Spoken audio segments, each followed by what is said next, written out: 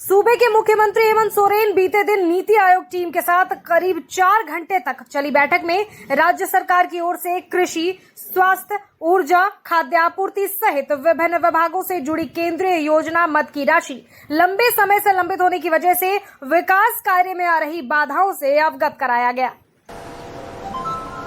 आज नीति आयोग के सदस्यों से, उनके अफसरों से लंबी वार्ता हुई। राज्य के लगभग सभी विभागों के संदर्भ में हम लोगों ने चर्चाएं की।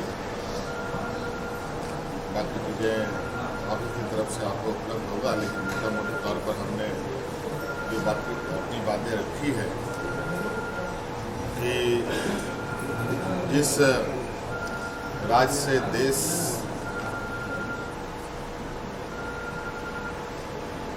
चलता है, जिस राज्य से भारत सरकार को सबसे अधिक आमदनी होती है, वहाँ के लोगों की स्थिति बहुत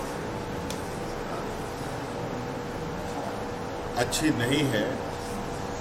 इसके लिए कहीं ना कहीं संसाधनों की आवश्यकता है और संसाधन जुटाने को लेकर के सारी शक्तियाँ लगभग केंद्र सरकार के पास।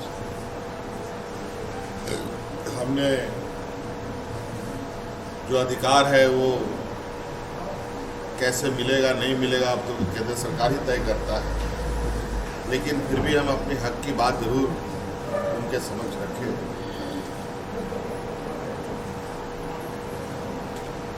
और जो कुछ केंद्र सरकार देती है उनमें भी राज्य सरकारों को विश्वास में ना लेकर के कार्य होता है तो इसका क्या बुरा परिणाम निकलता है। जैसे कोयला कंपनी के द्वारा हमारा लाखों करोड़ों रुपए का बकाया वो हमें नहीं मिलता है।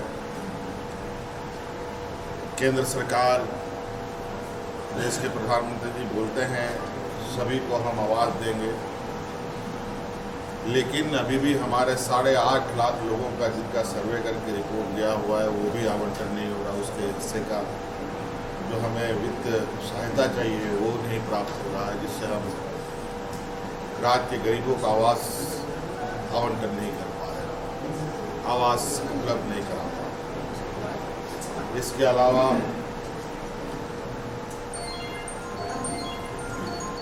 खाद्य सुरक्षा अधिनियम के तहत सभी गरीबों को अनाज देना सरकार का दायित्व है। और चूंकि झारखंड राज्य का सबसे पिछड़ा राज्यों में से एक है, जहां गरीब मजदूर तबके के लोग ज़्यादा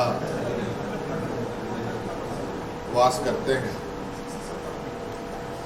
राज्य सरकार ने अतिरिक्त 20 लाख राशन कार्ड, हरा राशन कार्ड बनाकर जो बचे हुए गरीब हैं उनको अनाज देने का जो योजना बनाया है, और उस योजना के तहत जो FCI से हम अनाज लेना चाहते हैं, लेकिन FCI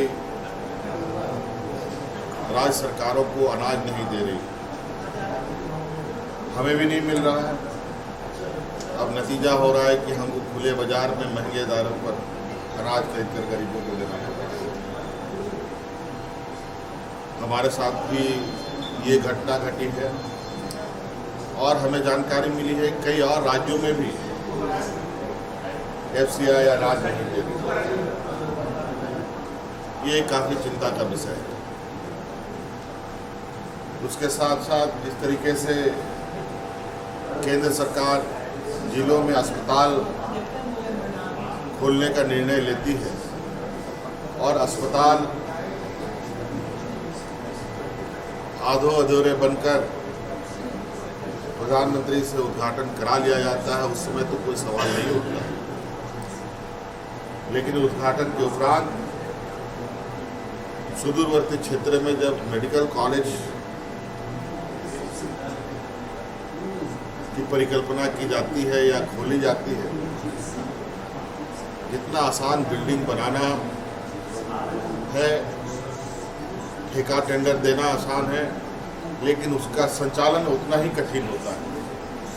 इसीलिए हमने आग्रह किया है कि केंद्र सरकार राज्य में स्वास्थ्य सुविधा मजबूत हो।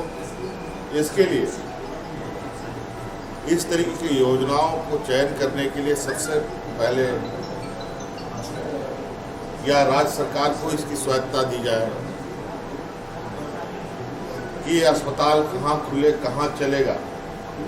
नहीं तो इन ग्रामीण क्षेत्रों में कोई भी फैकल्टीज जाने को तैयार नहीं है। उदाहरण के तौर पर आपने खुद ही देखा है, 10 साल से अधिक हो चले हैं, राज्य को एम्स जैसा मेडिकल कॉलेज स्वीकृत हुआ है और आज वो एम्स ओपीडी से ऊपर आगे नहीं चल पाया। तो कमोवेश यही स्थिति इन मेडिकल कॉलेजों की भी होगी। तो ये सारे कुछ महत्वपूर्ण बातें हमने बताई हैं, बाकी चीज़ें आपको पीआरडी से या विधिवत रूप से उपलब्ध है। सर साहब, बहुत सारी चीज़ें हैं, गंगा रिवर बेसिन से संबंधित बातें भी है, फॉरेस्ट राइट एक्ट को भी लेकर बात है, हमारे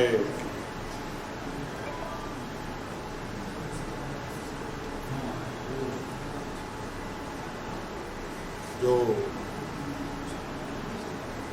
महिला कल्याण से संबंधित बातें हैं, कई सारी बातें हैं। अब तो राज्य सरकार अपनी पूरी बातें आज नीति आयोग के समक्ष रखी है और लिखित रूप से भी नीति आयोग के समक्ष उपलब्ध कराएगी। इस पूरे मसले पर बीजेपी के पूर्व प्रदेश अध्यक्ष दीपक प्रकाश ने हेमंत सोरेन सरकार को सबसे झूठी सरकार बताया। हेमंत सोरेन बताया कि केंद्र से जो पैसे आते हैं कहां जाते हैं। मुख्यमंत्री केवल राजनीति करने के लिए केंद्र पर आरोप लगाते हैं।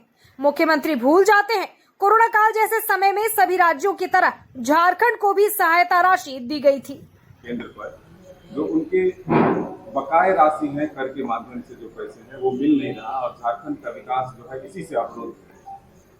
देखिए, राज्य के जो मुख्यमंत्री हेमंत सोरेन जी हैं वो झूठ बोलने में, जनता को भ्रमित करके शासन करने में माहिर हैं।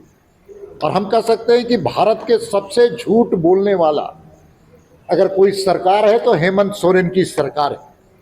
केंद्र सरकार के पैसे आ रहे हैं, पैसे खर्च हो रहे हैं, लेकिन यूटिलाइजेशन सर्टिफिकेट, जिसको उपयोगिता प्रमाण पत्र दिल्ली में भेजा जाना चाहिए था, वो भेजा नहीं जाता है। पैसे खर्च हो रहे हैं और पैसे कहाँ जा रहे हैं वो सरकारी अफसरों के घर में जब छापे पड़ते हैं तब पता चलता है कि जनता की गाड़ी कमाई, केंद्र के पैसे को किस प्रकार से ये राज्य में लूटपाट हो रहा है। आपको कानून सम्मत आपको यूटिलाइजेशन सर्टिफिकेट देना होगा, लेकिन दुर्भाग्य से राज्य की सरकार में कह सकते हैं कि पूरी तरह से वित्तीय अराजकता है, फाइनेंशियल एनार्किज्म है। और ये सरकार जब से बैठी है तब से राज्य में वित्तीय घोटालों का एक भरमार और श्रृंखला खड़ा करने का काम हेमंत सोरेन की सरकार ने किया है। इसलिए केंद्र सरकार की योजनाओं को लटकाने का, अटकाने का और भटकाने का काम अगर कोई कर रही है तो हेमंत सोरेन की सरकार कर रही है। बोल रहे तो की बात करें, बताया जाता है बोल रहे तो के द्वारा